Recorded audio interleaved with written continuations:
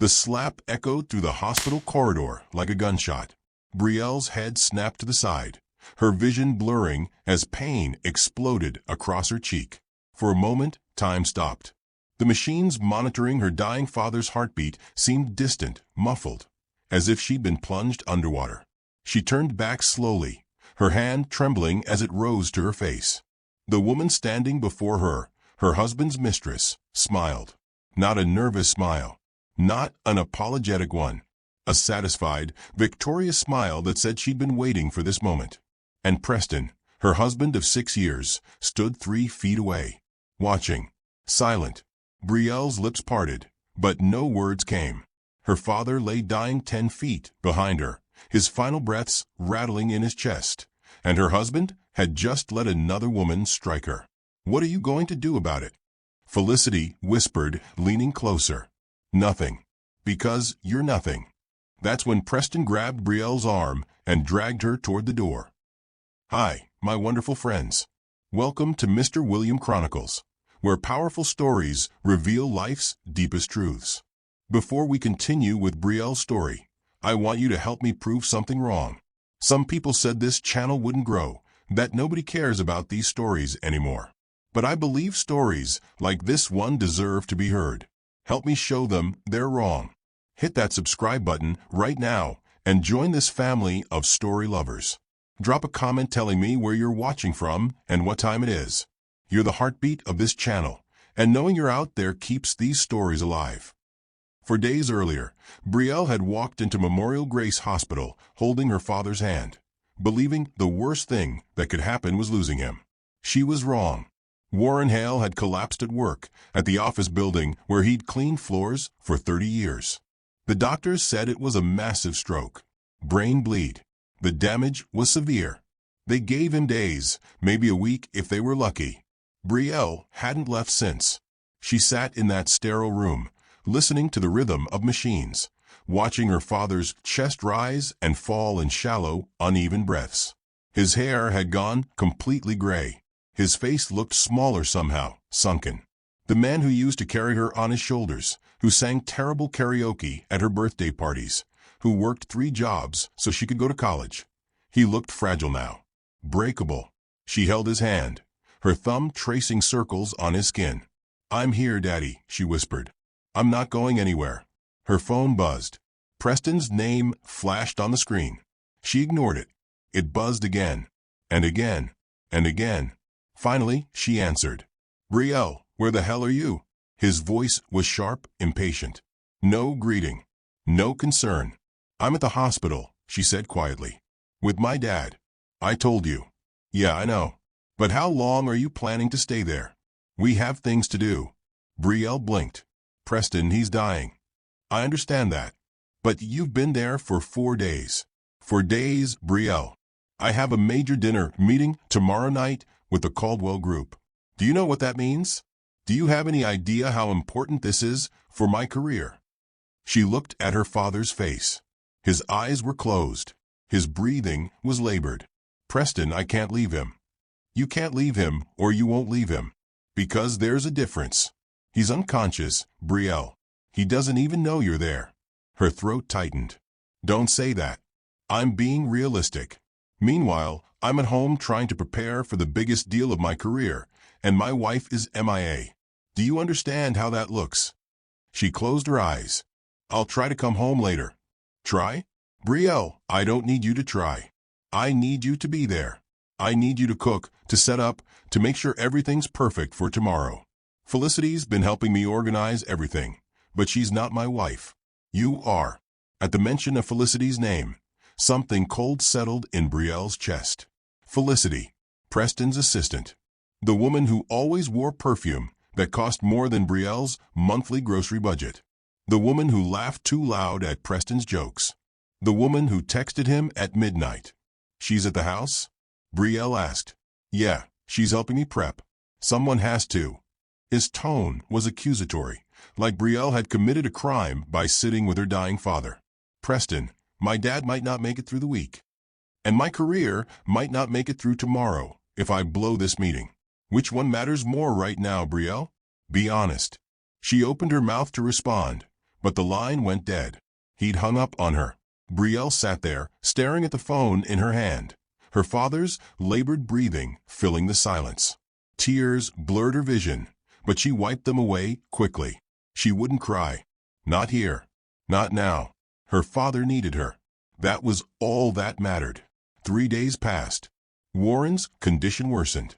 The doctors said it was a matter of hours now, maybe a day. Brielle stayed. She ate hospital cafeteria food. She slept in the chair beside his bed, her head resting on the edge of the mattress. The nurses brought her blankets. They brought her coffee. They didn't ask her to leave. Preston called twice. Both times he complained. Vivian, Preston's mother, called once. "You're being selfish," she'd said, her voice dripping with contempt. "My son is working himself to death trying to secure his future, and you're sitting in a hospital room doing nothing." Brielle had hung up on her. On the 4th day, the door to Warren's room slammed open. Brielle jumped, her heart racing. She turned, expecting a doctor, a nurse, someone with news. Instead, she saw Preston. He stood in the doorway, his suit perfectly pressed, his jaw tight. Behind him came Felicity, dressed in a silk blouse and heels that clicked against the linoleum floor. And behind her, Vivian, dripping in gold jewelry, her face twisted in disapproval. Preston didn't look at Warren. He didn't look at the machines, the tubes, the evidence of a man clinging to life. He looked at Brielle like she was a problem that needed solving. "What the hell are you still doing here?" Brielle stood slowly, her legs stiff from sitting so long. "Preston, please." "Not now. Not now." He stepped inside, his voice rising. "When, Brielle? When is it going to be convenient for you to remember you have a husband, that you have responsibilities?" Felicity leaned against the doorframe, her arms crossed, watching with detached amusement. Vivian stepped forward, her voice cold. "Ungrateful. That's what you are. My son gave you everything, pulled you out of your sad little life, gave you a home, a name, and this is how you repay him? Sitting here, playing the grieving daughter while his career falls apart." Brielle's hand shook. "My father is dying." "Your father," Vivian sneered, "couldn't even afford to keep himself alive. Look at him. A janitor. That's all he ever was. And now you're throwing away everything my son built for you because of him." The words hit like physical blows. Brielle looked at her father, this man who'd given her everything, who'd sacrificed everything, and felt something crack inside her chest. "Get out," she whispered. Felicity laughed. It was a sharp, cruel sound. "Excuse me. I said get out." Brielle's voice was stronger now, trembling with emotion. "Let me grieve my father in peace." Felicity pushed off the doorframe and stepped closer, her eyes narrowing. "What are you going to do about it, Brielle? Huh?" Her voice was loud now, drawing stares from nurses passing by. "You think you scare me? You're pathetic. Look at you. Sitting here, in those cheap clothes, looking like you crawled out of a dumpster. This is who he married." She said it loud enough for the entire floor to hear. Brielle's vision blurred with tears, but she stood her ground. "Get out." Felicity's face twisted. "What are you going to do?" And then she slapped her. The sound cracked through the room like thunder. Brielle's head snapped to the side, her cheek burning, her ears ringing. She staggered back, her hand flying to her face, shock freezing her in place. For a moment, the room was silent. Then Brielle turned back slowly, her eyes wide, her breath coming in short gasps. She looked at Preston, her husband, the man who'd promised to protect her, and waited. He didn't move. He didn't speak. He just stared at her, his face blank. "Preston." Her voice broke. Felicity smiled. Vivian's voice cut through the silence, quiet and venomous. She deserved it. Preston's jaw tightened. Then he stepped forward, grabbed Brielle's arm, and yanked her toward the door. "That's enough," he hissed. "You've made a scene. Again. Like you always do." "Preston, let go of me." He dragged her into the hallway, past the nurse's station, past the wide-eyed stares of families visiting their own loved ones. Brielle stumbled, her vision blurred with tears, her cheek still burning. She looked back desperately at her father's room. The door was closing. She couldn't see him anymore.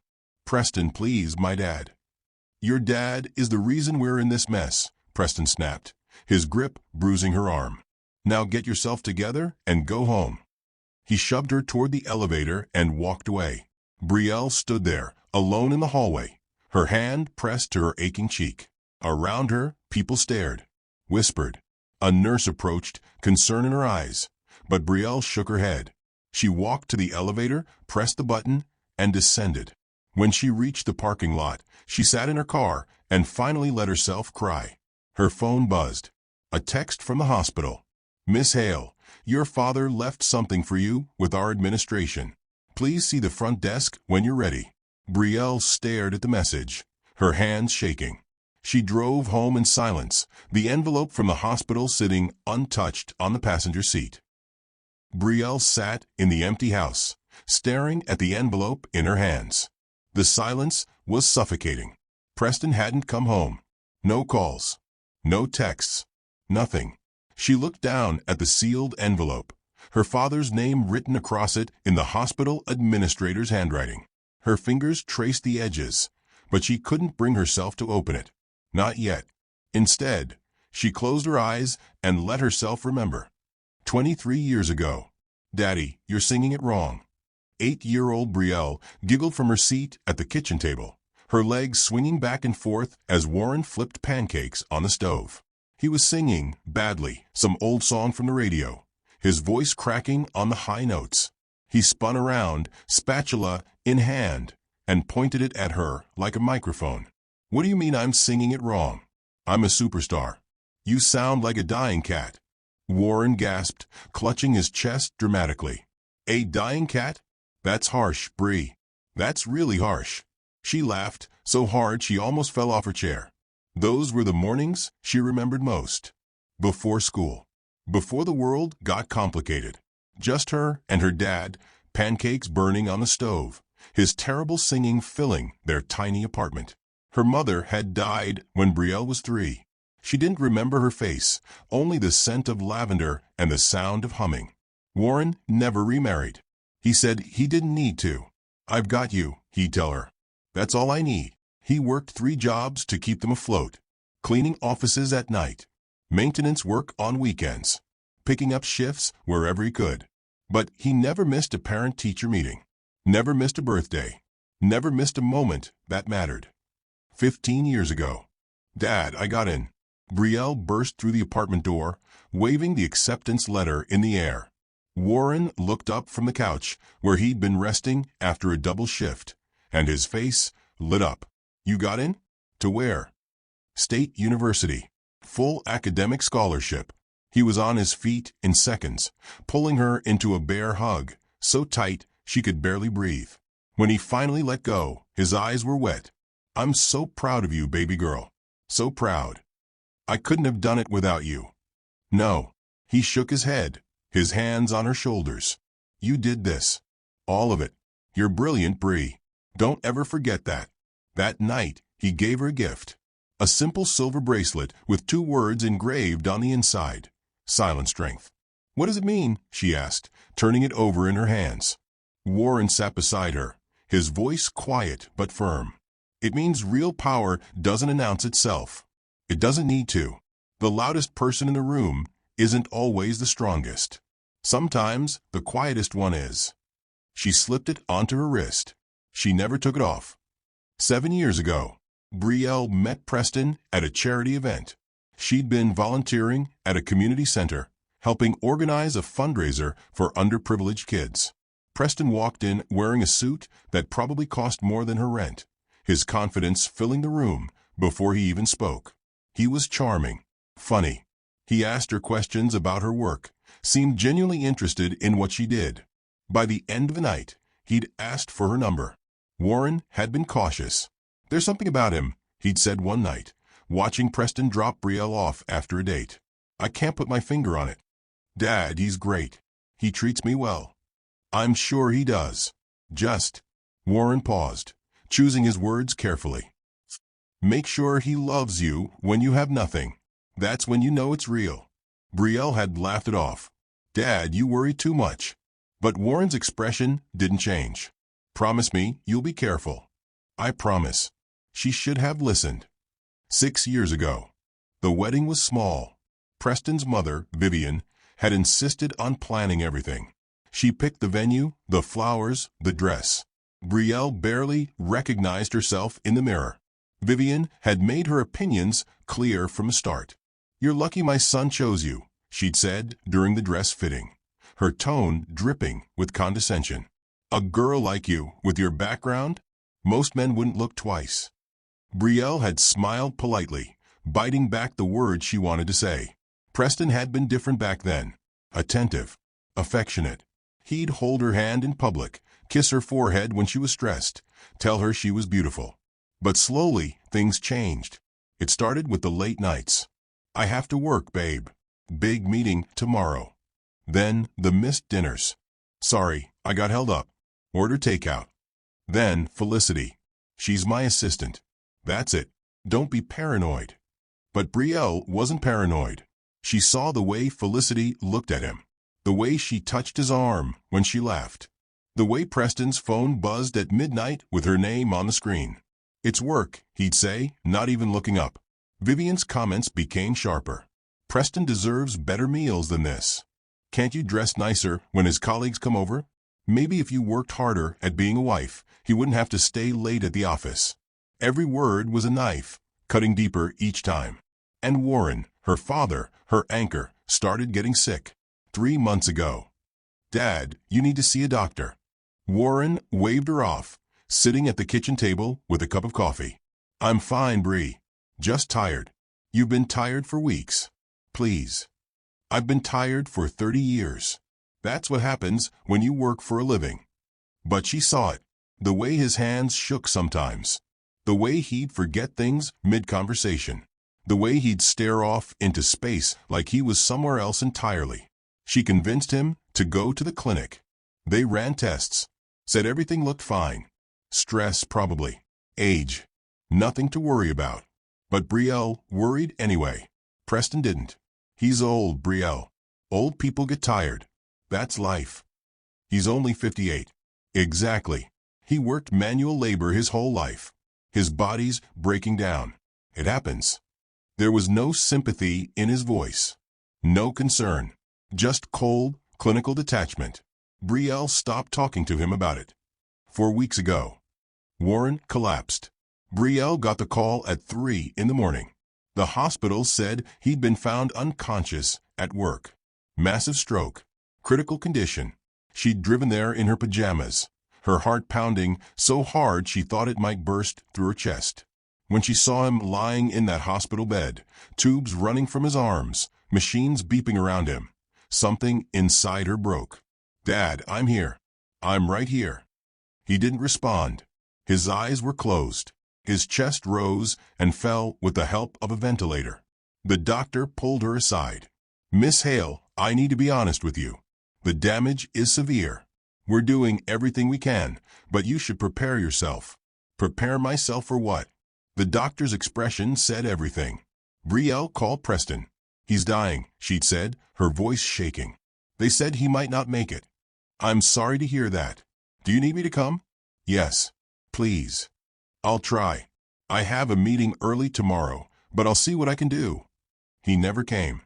Brielle opened her eyes, the memory fading. She was back in the empty house, the envelope still in her hands. Her cheek still ached from where Felicity had hit her. Her arm still hurt from where Preston had grabbed her. And her father, her kind, selfless, loving father, was dying alone in a hospital room because she'd been dragged out like garbage. She looked down at the silver bracelet on her wrist. Silent strength. Her father's words echoed in her mind. Real power doesn't announce itself. She took a deep breath and opened the envelope. Inside was a letter, handwritten in her father's shaky script, and a business card for a lawyer named Gregory Langford. She unfolded the letter and began to read. "My dearest Brielle, if you're reading this, I'm gone. I'm sorry I couldn't say goodbye the way I wanted to. I'm sorry for a lot of things. There's something I never told you. Something I kept hidden because I wanted you to grow up normal. without the weight of what I carried. I'm not just a janitor, baby girl. I never was. My name is Warren Hale. I own Hale Global Holdings, a private real estate empire worth $9 billion. I own 1,600 commercial properties across the world, including the Pinnacle Center in downtown, where your husband's company operates. I built this empire from nothing. I worked in silence, lived in silence, because I learned early that people treat you differently when they know what you have. They want things. They take things. They use you. I didn't want that life for you. I wanted you to know real people, real love, real struggle. I wanted you to be strong without money defining you. But now it's yours. All of it. The lawyers will explain everything. Mr. Langford has been handling my affairs for years. He'll guide you. Don't let anyone make you feel small, Brielle. You are not small. You never were. I love you more than words can say. Dad. Brielle's hands shook so violently the letter fell to the floor. She stared at it, unable to breathe, unable to think. $9 billion. Her father who wore second-hand clothes, who drove a beat-up car, who clipped coupons, owned $9 billion. Her phone buzzed. Another text from the hospital.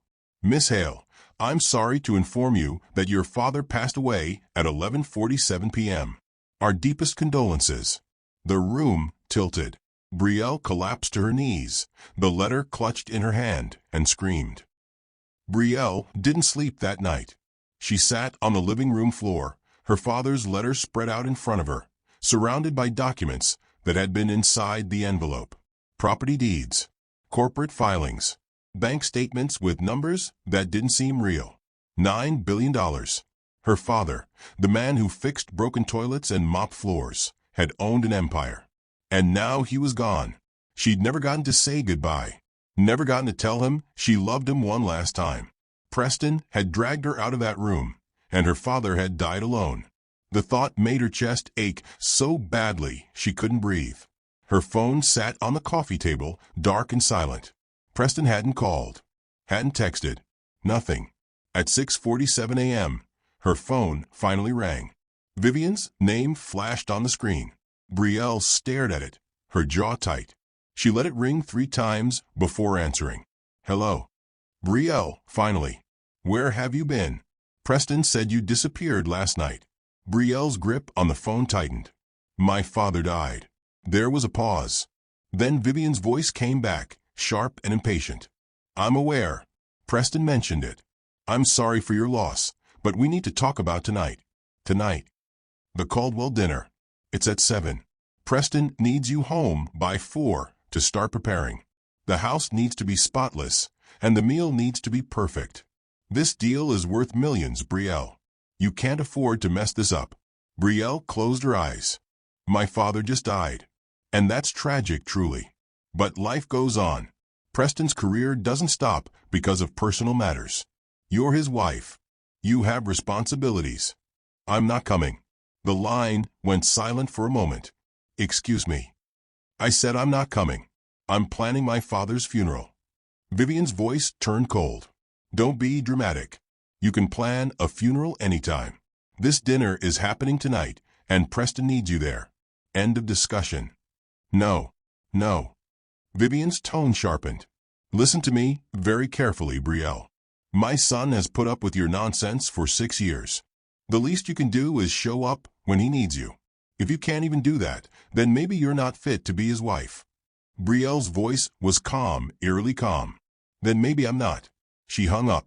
For a long moment, she just sat there, staring at the phone in her hand. Then she stood, grabbed the business card from the envelope, and dialed the number. It rang twice before a professional voice answered. Langford and Associates. How may I help you? I need to speak with Gregory Langford. My name is Brielle Hale, Warren Hale's daughter. There was a brief pause. 1 moment, please. The hold music lasted less than 10 seconds before a deep, steady voice came on the line. Miss Hale, I've been waiting for your call. First, let me offer my deepest condolences for your father. Warren was an extraordinary man. Brielle's throat tightened. Thank you. I imagine you've read his letter. Yes. Then you know about Hale Global Holdings. I know he left me something. I don't fully understand what it means. It means, Langford said carefully, that you now own one of the largest private real estate portfolios in the country. Your father built this empire over 30 years. He was incredibly discreet about it, but the assets are substantial. Properties in 42 states. Commercial buildings, residential complexes, industrial warehouses. The portfolio is valued at approximately $9 billion. Brielle's legs felt weak. She sat down hard on the couch. $9 billion, she repeated. Yes. Your father was very specific about his wishes. Everything transfers to you immediately. I've already begun the paperwork. Mr. Langford, I need to know something. Of course. The Pinnacle Center. Downtown. Is that one of the properties? There was a pause. Yes. Your father owned it outright. Why do you ask? My husband's company leases office space there. Sterling Apex Realty. Ah. Langford's tone shifted slightly. Yes, I'm familiar with that lease. It's up for renewal in 6 months, but per the terms, it can be terminated earlier with 60 days' notice. Brielle's mind raced. How much earlier? 72 hours, if the owner chooses to invoke the clause. Invoke it. Langford hesitated. Miss Hale, are you certain? That's a significant decision. I'm certain. I want them out in 72 hours. Understood. I'll have the paperwork drawn up immediately. One more thing. Yes. There's a real estate summit next month. The Metropolitan Summit. Can you get me on the guest list? Consider it done. Thank you, Mr. Langford.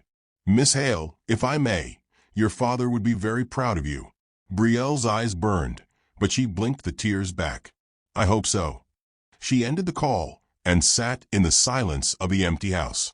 Then she heard voices. They were coming from Preston's office down the hall. The door was slightly open, light spilling into the hallway. Brielle stood slowly and walked toward it, her bare feet silent on the hardwood floor. Preston's voice drifted out, loud and careless. Man, I'm telling you, it's finally over. Her old man kicked the bucket last night. Someone on speakerphone laughed. Damn, really? How's she taking it? How do you think? She's been crying nonstop. It's exhausting. That's rough, bro. Rough? Please. The guy was a janitor. Couldn't even afford decent health insurance. What did she expect? Brielle's hand gripped the doorframe. So what's the plan now? The voice asked. I'm filing for divorce next week. Got the papers ready and everything. I was waiting for the right moment, and honestly, this is perfect timing. She'll be too emotional to fight it. What about Felicity? Preston's voice brightened. She's moving into the penthouse officially next month. I'm done hiding it.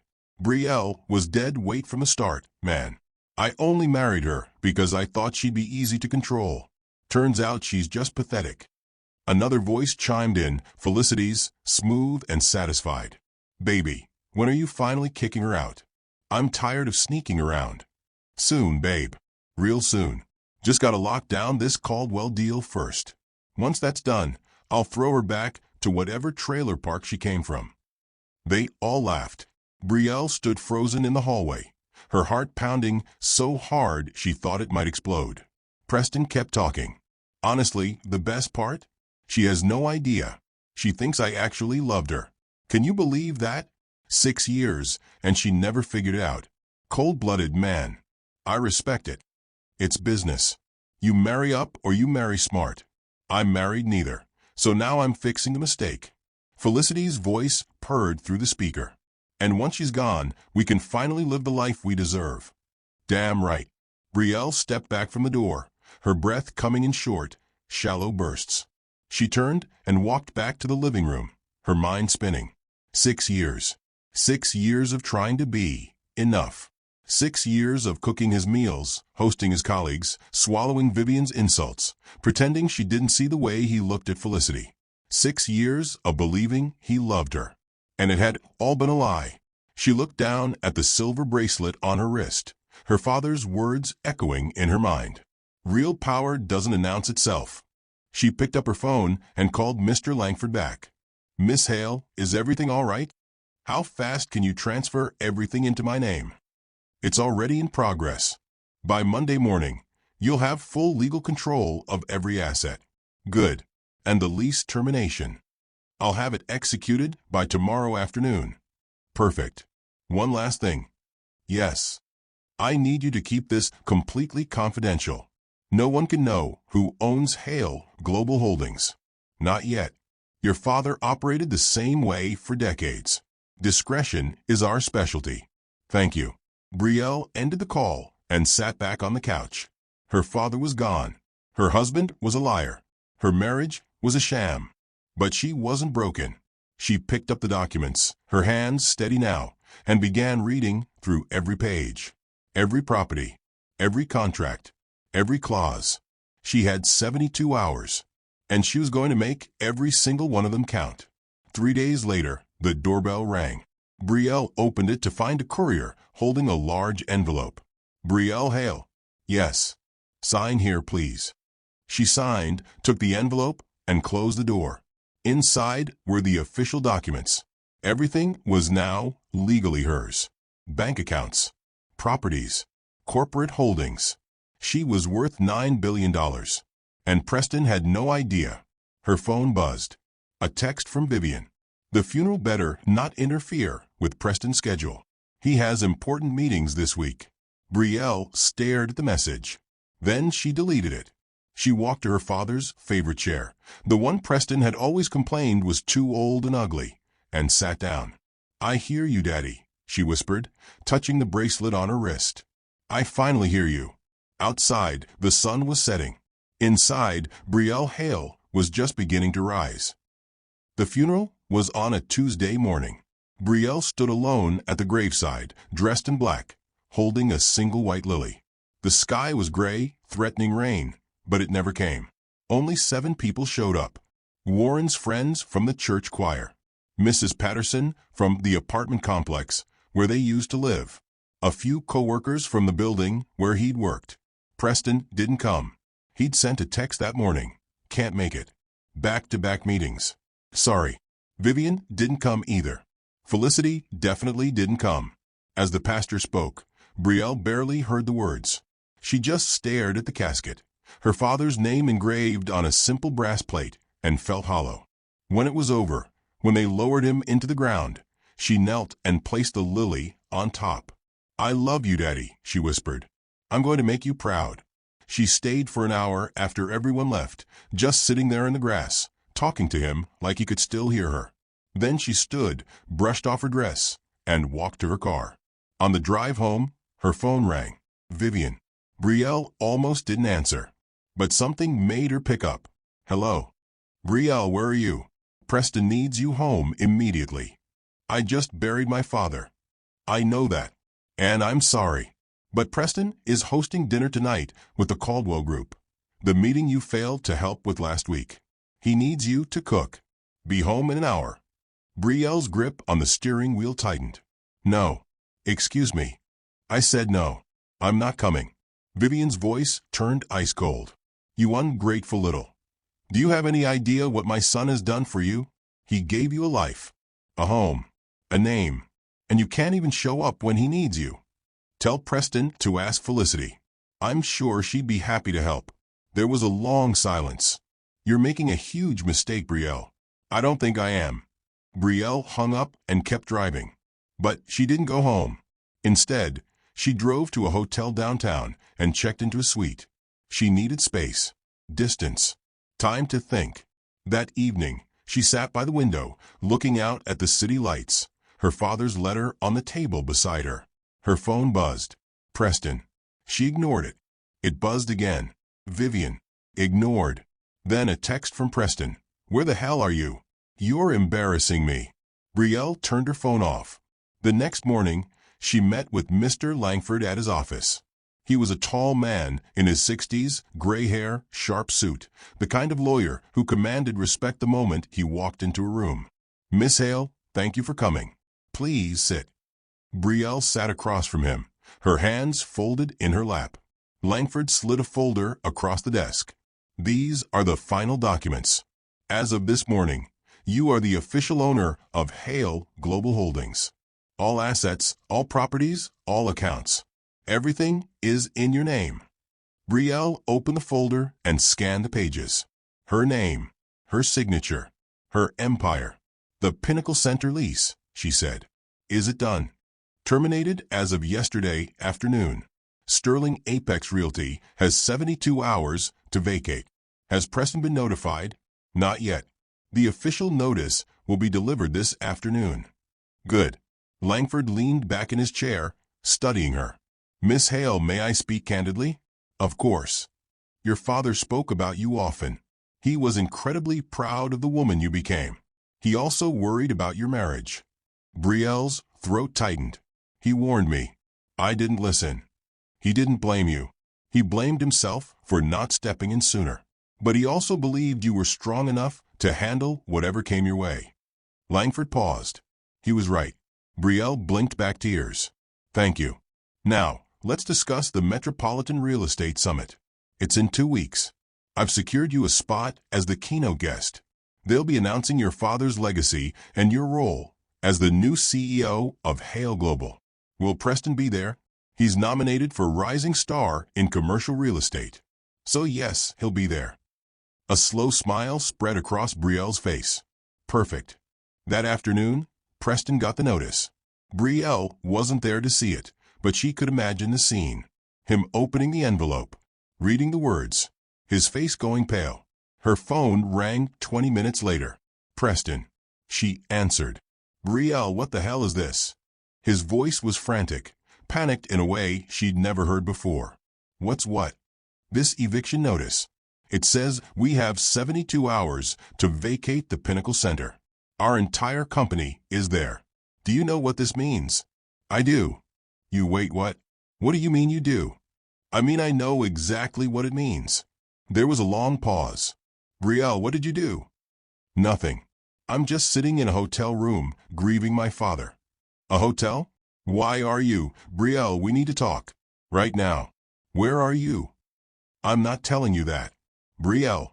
Good luck with the eviction, Preston. I hope you figure it out. She hung up. He called back immediately. She didn't answer. 30 seconds later, a text. This isn't funny. Call me back now. She blocked his number. Then she ordered room service, poured herself a glass of wine, and opened her laptop. She had work to do. Over the next week, Brielle met with advisors, lawyers, and financial planners. She learned everything about her father's empire. The properties, the tenants, the revenue streams, the investments. She was a fast learner. By day 5, she understood more about commercial real estate than Preston ever had.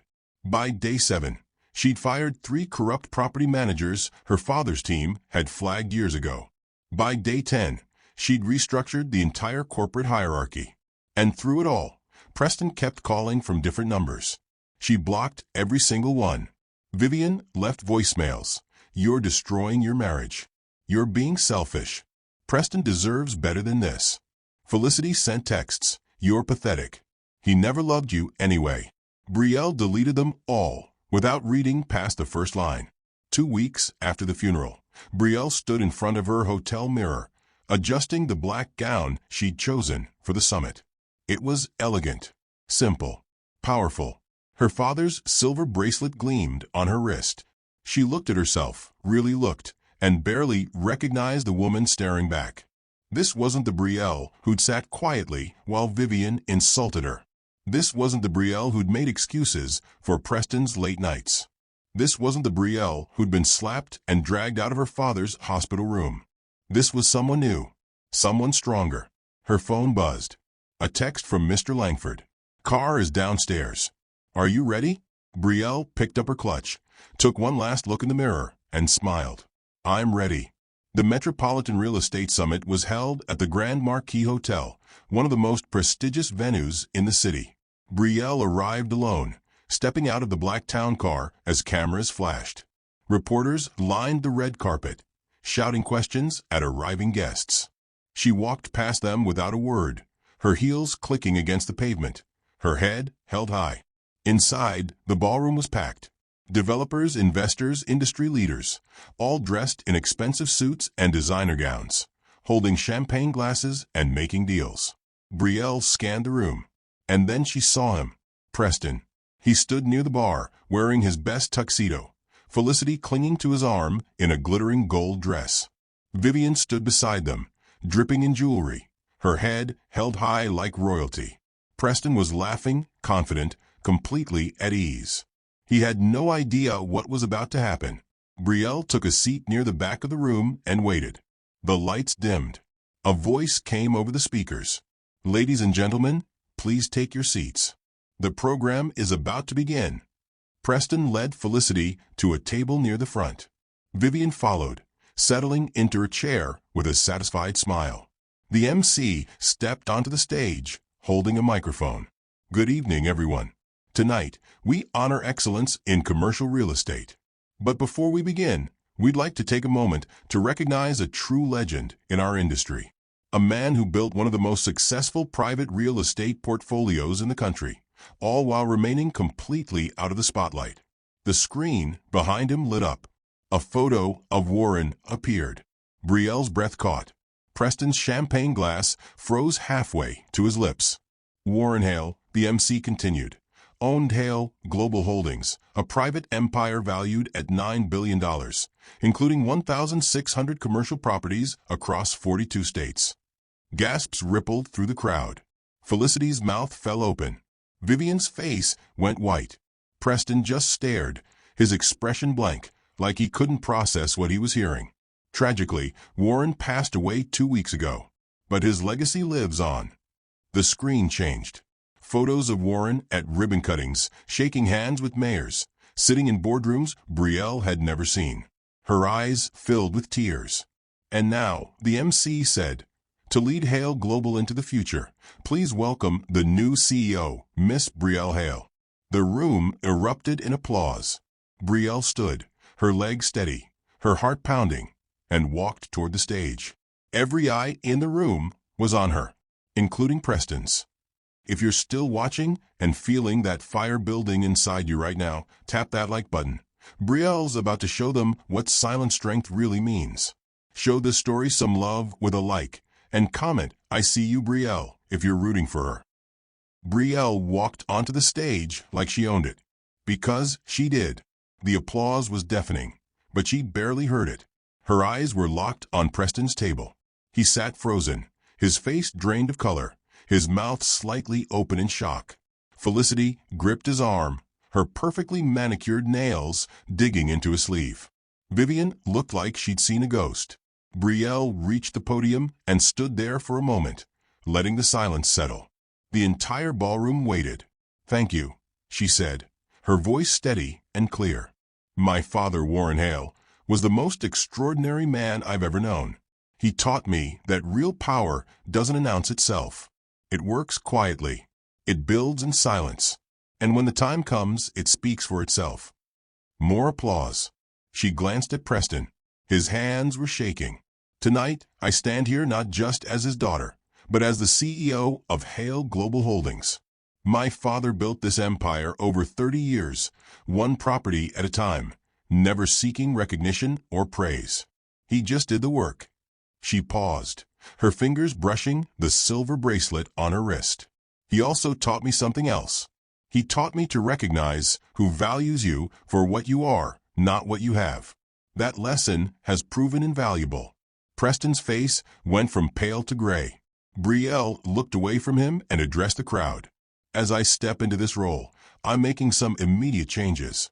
Hale Global has always been about integrity, about treating people with dignity. Moving forward, we'll be strengthening our partnerships with companies that share those values."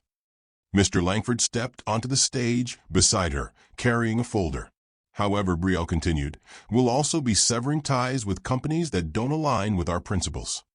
Langford opened the folder and spoke into his own microphone, his voice calm and professional. "Effective immediately, Hale Global Holdings has terminated the lease agreement with Sterling Apex Realty. The company has been given 30 days to vacate the Pinnacle Center." The room exploded. Gasps. Whispers. Heads turning toward Preston's table. Preston shot to his feet, his chair scraping loudly against the floor. "What? You can't. That's my company." Security guards appeared at the edges of the room, but they didn't move. Not yet. Brielle looked at him directly for the first time since taking the stage. Your company operated out of a building my father owned. A building I now own. And I've decided to take it in a different direction. Brielle, you can't do this. Preston's voice cracked, desperation bleeding through. We have contracts. We have clients. You'll destroy everything I've built. Everything you've built? Brielle's voice was quiet, but it cut through the noise like a blade. You didn't build anything, Preston. You rented space in my father's building and called it success. Felicity stood up, her face twisted in rage. This is insane. You're doing this because you're bitter. Because Preston chose me over you. The room went silent.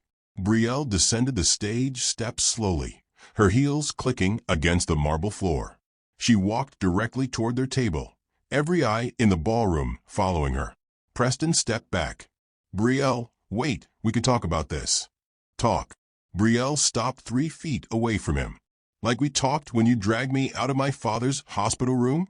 Like we talked when you let your mistress slap me while he was dying? Vivian stood, her voice shrill. You have no right to humiliate my son like this.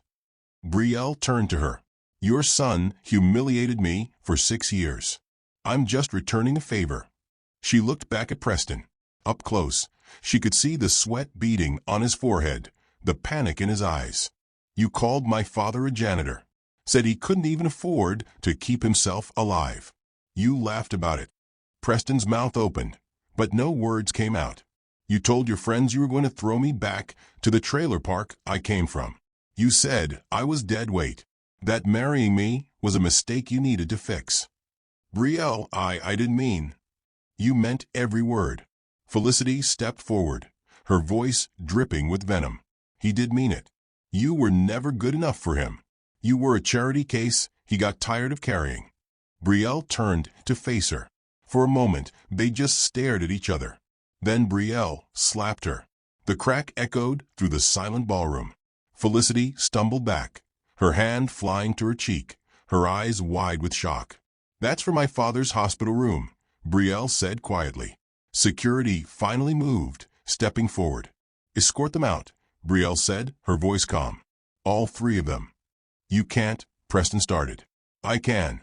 This is my event, my company, my building. You're trespassing. 2 security guards took Preston by the arms. He tried to pull away, but they held firm. Brielle, please. We can work this out. I'm sorry. I'm sorry about everything. I'm sure you are. Vivian's voice rose to a screech. You'll regret this. My son is a respected businessman. You're nothing but. I'm worth $9 billion, Brielle interrupted. What are you worth? Vivian's mouth snapped shut. The guards led them toward the exit. Preston kept twisting back, trying to catch Brielle's eye, his voice growing more frantic. Brielle, don't do this. Please. I'll lose everything. You already lost everything, she called after him. You just didn't know it yet. The ballroom doors closed behind them. For a moment, the room was dead silent. Then someone started clapping. It was slow at first. One person, then another, then another. Within seconds, the entire ballroom was on their feet, applauding. Brielle stood there, her heart pounding, her hands shaking, but her face perfectly calm. She turned back to the stage, walked up the steps, and returned to the podium. As I was saying, she continued, as if nothing had happened, Hale Global is committed to integrity. We're also committed to giving back. My father believed that real success meant lifting others up. In his honor, I'm establishing the Warren Hale Foundation, which will provide scholarships and housing assistance to young people who've lost parents. Because I know what that feels like. Her voice wavered slightly, but she pushed through. My father taught me that silence isn't weakness. It's strength. And when that strength finally speaks, the whole world listens. The applause came again, louder this time. Brielle finished her speech, answered a few questions from the press, and then stepped off the stage. Mr. Langford met her at the bottom of the steps. That was extraordinary, Miss Hale. Thank you. Your father would be proud. Brielle nodded, not trusting herself to speak. Outside the ballroom, Preston stood in the parking lot, still flanked by security. Felicity was crying, her makeup running down her face. "This is your fault. You said she was nobody. You said she had nothing." "I didn't know," Preston shouted back. "How was I supposed to know? You should have treated her better." "Oh, now you care about how I treated her. You're the one who slapped her." Vivian stood apart from them, silent for once, her face pale. A black town car pulled up. The window rolled down. Mr. Langford leaned out. "Mr. Sterling, Mrs. Sterling, Miss Monroe, your belongings from the Pinnacle Center will be shipped to you by the end of the week. Good evening." The window rolled back up, and the car drove away. Preston collapsed against the wall, his head in his hands. Everything he'd built, or thought he'd built, was gone. Inside, Brielle stood by the window overlooking the city, a glass of champagne in her hand. She didn't feel victorious. She felt tired. A woman approached, silver hair, kind eyes, probably in her 70s. "Miss Hale? I'm Margaret Chun. I worked with your father 20 years ago. I just wanted to say he talked about you constantly. You were his entire world." Brielle's eyes filled with tears. "Thank you. He'd be so proud of what you did tonight." "I hope so." Margaret squeezed her hand and walked away. Brielle stood alone, looking out at the city lights, her father's bracelet catching the glow. "I did it, Daddy," she whispered. "I finally did it." But the victory felt hollow, because the one person she wanted to share it with was gone. She finished her champagne, set the glass down, and walked out of the ballroom. Tomorrow, she'd face the aftermath. Tonight, she just wanted to grieve. 6 weeks later, Brielle stood in her new office on the 42nd floor of the Pinnacle Center, looking out at the city below. The space had been completely renovated, modern, clean, filled with light. Her father's old desk sat by the window, the one piece she'd kept from his hidden office across town. On it sat a framed photo, her graduation day. Warren's arm around her shoulders, both of them grinning at the camera. Her phone buzzed. "Mr. Langford. Miss Hale, I have the final numbers on Sterling Apex Realty." "Go ahead." "The company filed for bankruptcy this morning. Their investors pulled out completely after the summit. Preston Sterling has lost everything. The business, the penthouse, the cars. He's currently living in a one-bedroom apartment in Riverside." Brielle closed her eyes. She should have felt satisfied, vindicated, something.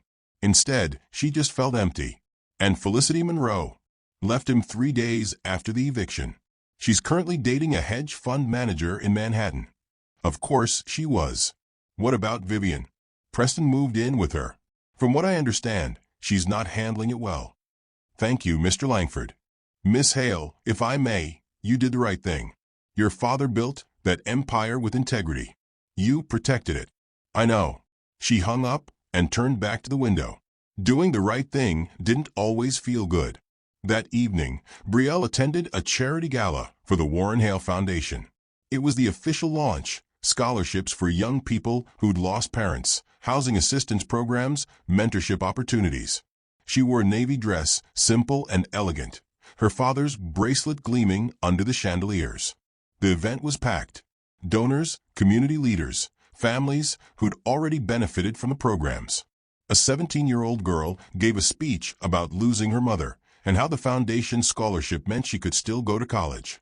Brielle watched from the side of the room, tears streaming down her face. This was what mattered. This was what her father would have wanted. After the speeches, she stepped outside for air. The rain had started, soft, steady, turning the parking lot into a field of reflections. And that's when she saw him. Preston. He stood under a broken streetlight near the edge of the lot, soaked through, his clothes wrinkled and ill-fitting. He looked nothing like the man who'd walked into that hospital room 6 weeks ago. He looked broken. For a moment, they just stared at each other across the distance. Then he started walking toward her.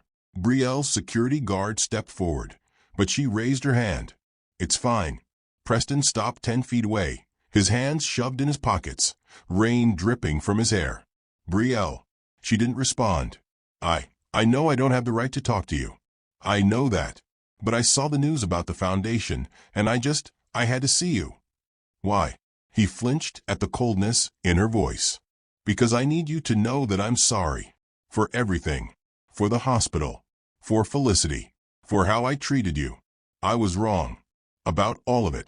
Brielle crossed her arms. You're sorry now, because you lost everything.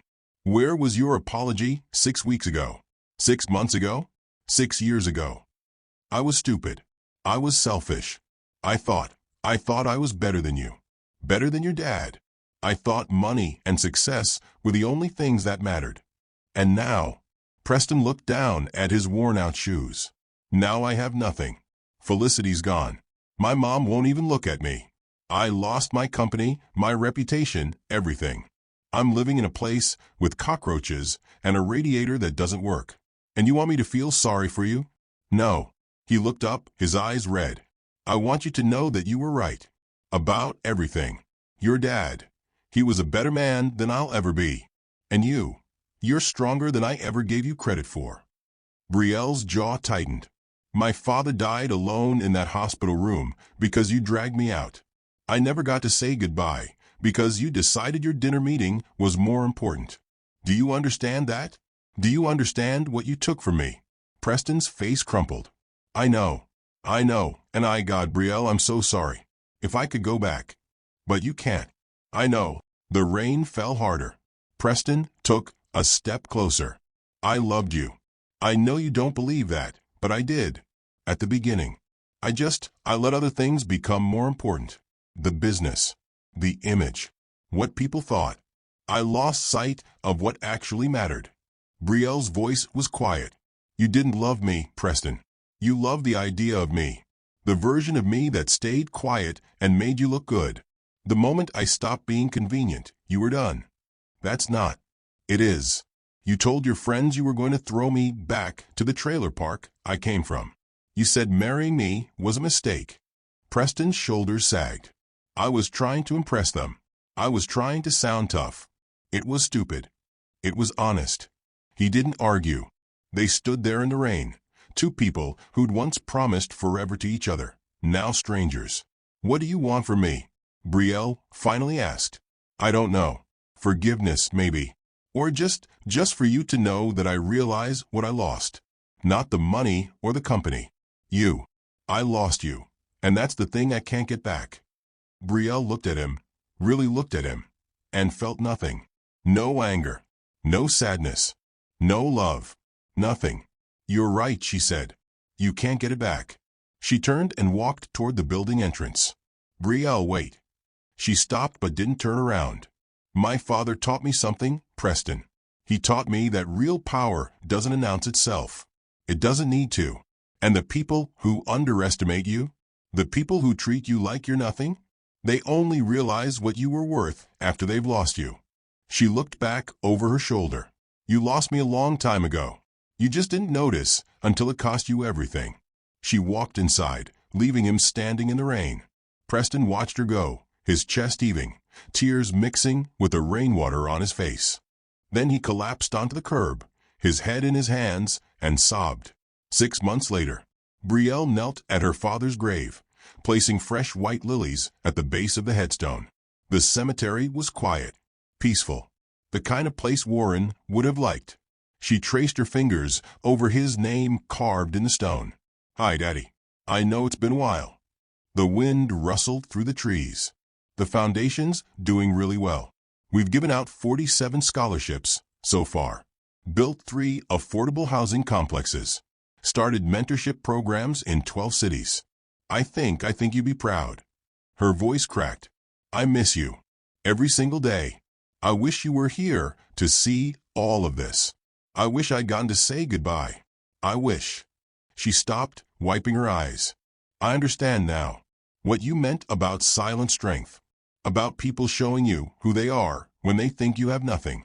Preston showed me exactly who he was. So did Vivian. So did Felicity. She touched the bracelet on her wrist. But you showed me something better. You showed me that real power comes from how you treat people when no one's watching. From doing the right thing even when it's hard. From building something that outlasts you. A single tear rolled down her cheek. I'm going to keep building, Daddy. I'm going to make sure your name means something good in this world. I'm going to help people the way you helped me." She stood, brushing grass from her dress. "I love you. I'll always love you." She turned and walked back to her car, the sun breaking through the clouds behind her. That evening, Brielle sat in her father's old office at home, the one she'd recreated from his hidden workspace. His books lined the shelves. His favorite chair sat by the window. She opened her laptop and reviewed the latest foundation proposals. More scholarship applications. More families needing help. More lives she could change. Her phone buzzed. A text from Mr. Langford. "The Riverside Community Center project is approved. Construction starts next month. Your father would be proud." Brielle smiled and typed back, "Thank you." She set the phone down and looked at the framed photo on the desk. Her father's eyes stared back at her, full of warmth and pride. "Real power doesn't announce itself," she whispered. "It works in silence." She turned back to her laptop and kept working. Outside, the city lights flickered to life. And Brielle Hale, daughter of a janitor, wife of a fool, CEO of an empire, continued building something that would outlast them all. Silent, strong, unshakable. If you enjoyed this story, don't forget to like. It really helps the channel grow. Drop a comment telling us where you're watching from and your favorite moment in Brielle's journey. And subscribe to Mr. William Chronicles so you don't miss stories like this. We tell stories about people who turned their pain into power. And trust me, there are more coming. See you in the next one.